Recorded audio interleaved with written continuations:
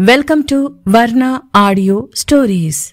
నిన్ను కోరి ఏ pure love romantic story. ఈ స్టోరీని రచిస్తున్నవారు వర్ణ, అలాగే మీకు వినిపిస్తోంది సరిత. వాణ్ణి ఏం మాయ చేశావో అని మెల్లిగా రాధిక చెవిలో అడుగుతూ గౌరీ అమ్మణ్ణి చుట్టుకుపోతాడు. అప్పటి వరకు తనకి ఆనుకుని నిలబడిన రాధిక చుట్టూ చేయివేసి దగ్గరికి హత్తుకుంటూ తన మరొక చేత్తో రాధిక చేతిని అందుకుంటాడు. ఆ చేతిని ముద్దు పెట్టుకుంటూ కొన్ని క్షణాలు పెదవులతో ఆ చేతిని స్పృశిస్తూ తన చేతివేళ్లతో అమ్మడి చేతివేళ్లను పెనవేసి పట్టుకొని రాధిక నడుము చుట్టూ ఆ చేతిని కూడా చేర్చి రాధిక మెడమీద తలను వాల్చి మైమరుపుగా కళ్ళు మూసుకుంటాడు. వెనక నుంచి తనని చుట్టుకుపోయిన గౌరీ వెచ్చగా అమ్మడిని తాకుతున్న అతని ఊపిరి, రెండు చేతులతో తనని చుట్టేసి పట్టుకున్న అతని కౌగిలి, ఇబ్బంది పడుతున్నా ఆ ఇబ్బందిని అర్థం చేసుకోలేని అతని కౌగిలిలో కళ్ళు మూసుకుని అలా నిలబడిపోయింది. మిర్చి బేబీ అడిగా, చెప్పలేదు. మరేం పర్వాలేదు, అది ఏ మాయో నాకు తెలుసు. మిర్చి బేబీ, మరి నన్నెప్పుడు ఆ మాయలో పడేస్తావు అని ఎంత నెమ్మదిగా అయితే అమ్మడిని అల్లుకుపోయాడో అంతే నెమ్మదిగా అడుగుతున్నాడు. రాధిక ఎప్పట్లా మాటలు లేని ఇబ్బందిని మోస్తూ తాను లేని తనని అక్కడ నిలిపి మౌనం బూనింది. మిర్చి, ఉదయం ప్రసాదం పెట్టినప్పుడు ఈ చేతిని ముద్దాడాలనిపించింది, అలాగే నిన్ను ఇలా పట్టుకోవాలనిపించింది. ఆరుబయట పైగా రౌడీ వెధవలంతా అటూ ఇటూ తిరుగుతున్నారు. ఇలా పట్టుకొని అలా వదిలేనాయే. మరీ ఎక్కువసేపు అనుకో, నీకేమో దిష్టి తగులుతుంది. ఉదయం నుంచి ఎంత కష్టంగా ఆపుకున్నానో తెలుసా అని అమ్మడి చెవి దగ్గర నెమ్మదిగా చెప్తూనే రాధిక చుట్టూ చుట్టిన చేతులను మరి కాస్త బిగుస్తూ తన వైపుకి ఒత్తుకుంటున్నాడు. గౌరీ ఎంతగా తన వైపుకి హత్తుకుంటుంటే అమ్మడు అంతగా ముడుచుకుపోతుంది. అమ్మడికి తన శరీరం తనకే బరువుగా ఇబ్బందిగా అనిపిస్తుంది. గురుడికి అర్థమవుతోంది తన బాహువుల మధ్య చిక్కిన బక్కనమ్మ ఎంతగా ఇబ్బంది పడుతూ బిగుసుకుపోతుందో. కాని గౌరీకి ఉదయమే అమ్మడిని ముద్దు పెట్టుకోవాలని కలిగిన కోరిక, తరువాత అమ్మడి మాటల ముత్యాలు, అటు తరువాత ప్రసాదమహత్యం అన్నీ కలిసి అంతలా లాగుతుంటే ఆగలేని ఆరాటం అమ్మడిని అల్లుకుపోయింది. మిర్చి బేబీ, ఇబ్బందిగానే ఉంటాది తెలిసే నాకు, కాని ఏం చేయను. నీమీద ఏదొచ్చినా ఆపుకోలేను. అది వెంటనే ఇచ్చేయాలి, లేదంటే మరింతగా అది పెరిగిపోయి నిన్ను మరింతగా ఇబ్బంది పెట్టేస్తాది. అందుకే చాలా జాగ్రత్తగా ఉంటున్నా. ఎప్పటిది అప్పుడు కానించేయాలా అని చెప్తూ ఆ క్షణం తనకి అనిపించినది చేస్తూ బాహాటంగా తన మనసులోని భావాలను తెలియజేస్తున్నాడు. ఇబ్బంది పెట్టాలని నిర్ణయించుకున్నప్పుడు అర్థంలేని ఈ మాటలెందుకు? ఇందులో జాగ్రత్త అసలేముంది? అమ్మడి అంతరంగం ముందు ఆమె మనోఘోష. ఇప్పుడు నేనింతగా ఇబ్బంది పెట్టినాది తరువాత నీకు మరింతగా, ఇంతకన్నా ఎక్కువగా కావాలనిపిస్తాది. నాకు తెలిసే మిర్చి బేబీ, ఆ రోజు ఖచ్చితంగా ఏదో ఒకరోజు వస్తాది అంటూ రాబో కాలంలో జరగబోయేది ఇదని ఒత్తి పలుకుతున్నాడు. ఆ విధంగా ఎప్పటికీ జరగదు. కావాలని కట్టిపడేసి బలవంతంగా బంధించి జరగాలని కోరుకోవడం మీ పిచ్చి గౌరీగారు. తనలోని తనదైన ఆలోచనలతో అమ్మడి మనసు అల్లాడిపోతుంది. నీకింకో మాట చెప్పినా నువ్వు చాలా బాగుంటావు మిర్చి బేబీ. నీ దగ్గర్నుంచి నేను కోరుకుంటున్నట్టు ఇంకెవ్వరి దగ్గర్నుంచి కోరుకోవడం లేదే. నువ్వు నా బలహీనత మిర్చి బేబీ, అందుకే మరింతగా నచ్చేస్తున్నావు. అమ్మడు ఆ క్షణం కష్టంగా కుంచుకుపోయినా కనురెప్పలతో గౌరీ చెప్పేవన్నీ భారంగా వింటుంటే మైమరుపుతో వాలిపోయిన కనురెప్పలతో ఆ క్షణం తన మనసును అనుభవించిన ప్రతిదీ గౌరీ ఇష్టంగా అమ్మడికి చెప్తున్నాడు. పార్థు ఆకలితో ఉన్నాడు, వెళ్దామండి అని పార్థు ఆకలి గుర్తు చేస్తూ తనని తాను విడిపించుకోవటానికి ప్రయత్నిస్తుంది.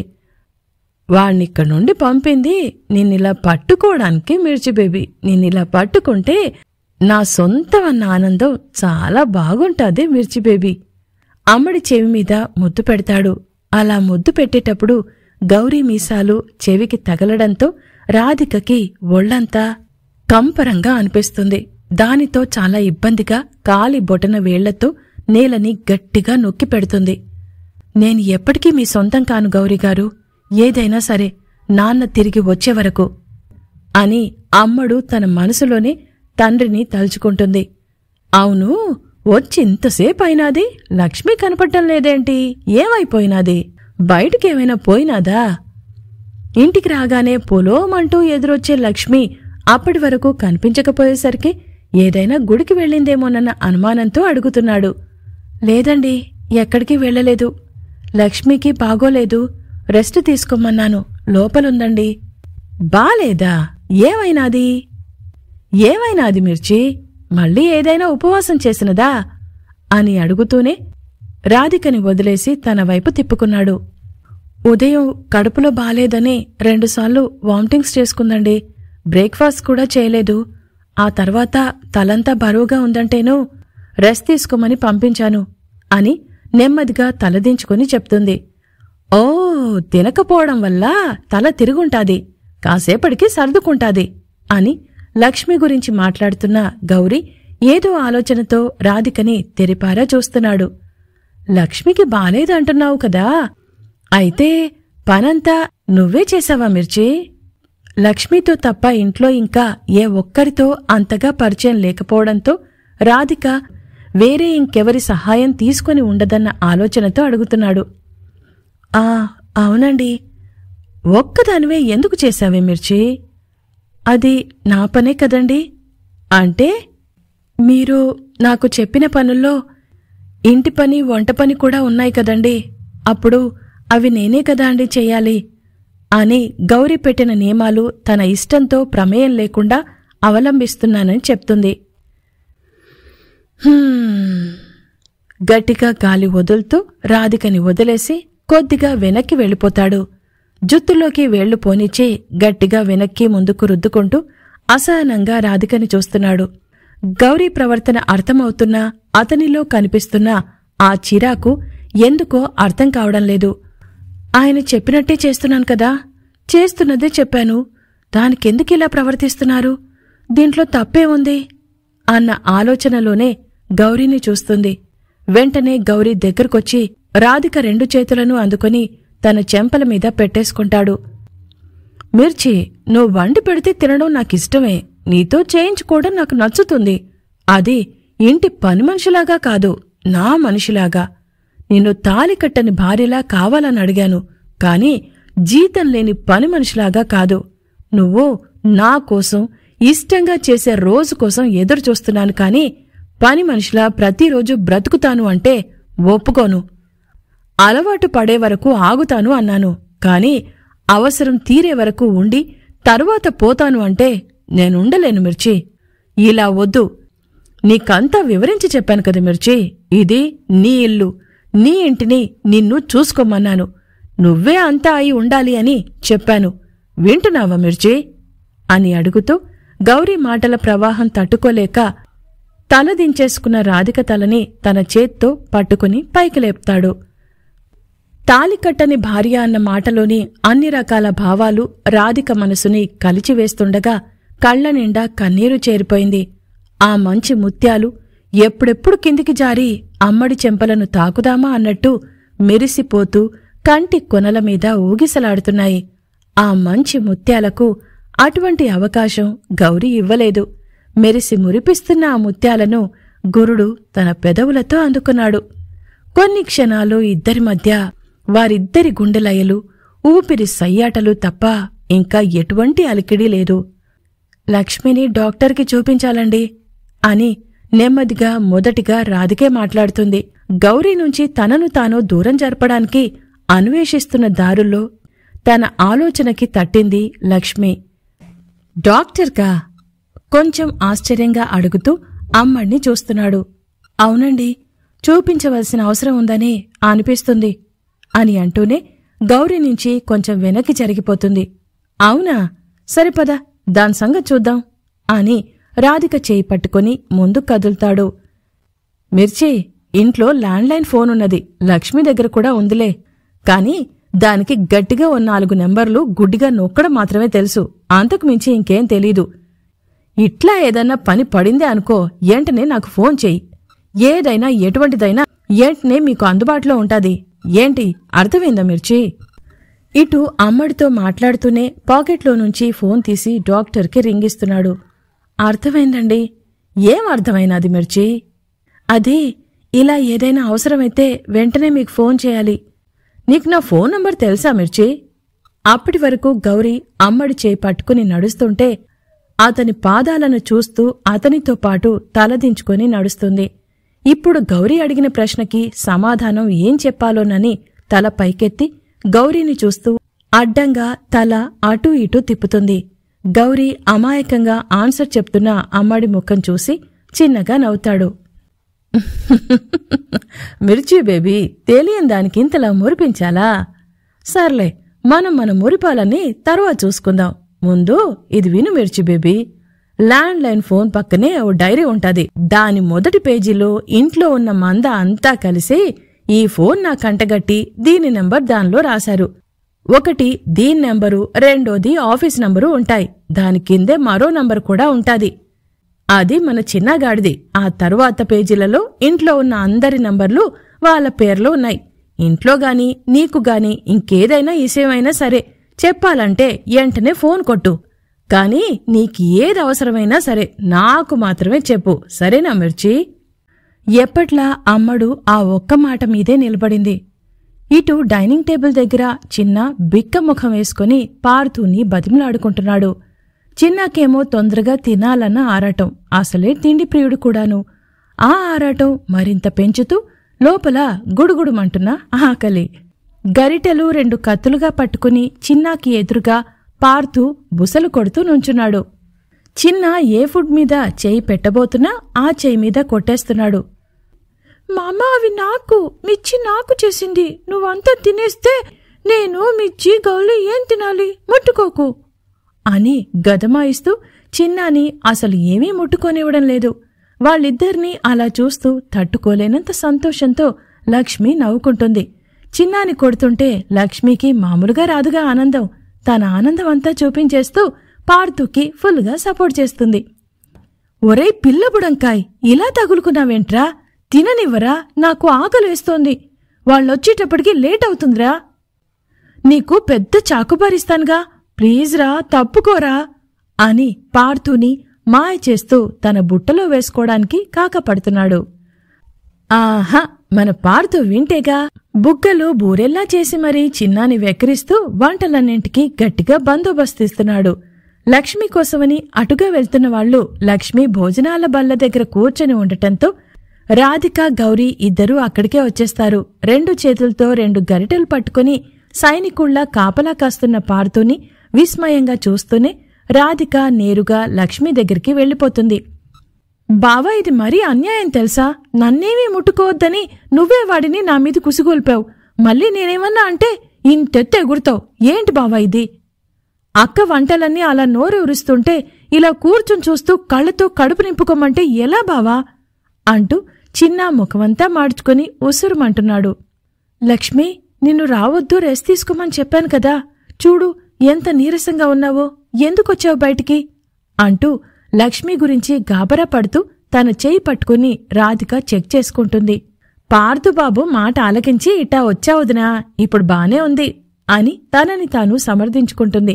గౌరీ అటు లక్ష్మిని చూస్తూ ఇటు చిన్న గోడంతా వింటూ వీరుడిలా నిలబడ్డ తనయుడిని తండ్రిగా తన్మయత్వంతో దగ్గరికి తీసుకుని ముద్దు పెట్టుకుంటాడు. తన బావ అలా చేసేసరికి చిన్నాకి మరింత కాలింది. చెట్టుకు తగ్గ విత్తనం, విత్తనానికి తగ్గ చెట్టు, నా కర్మ, ఇద్దరికీ ఇద్దరే చెండ శాసనులు అని లోపలే తిట్టేసుకుంటున్నాడు.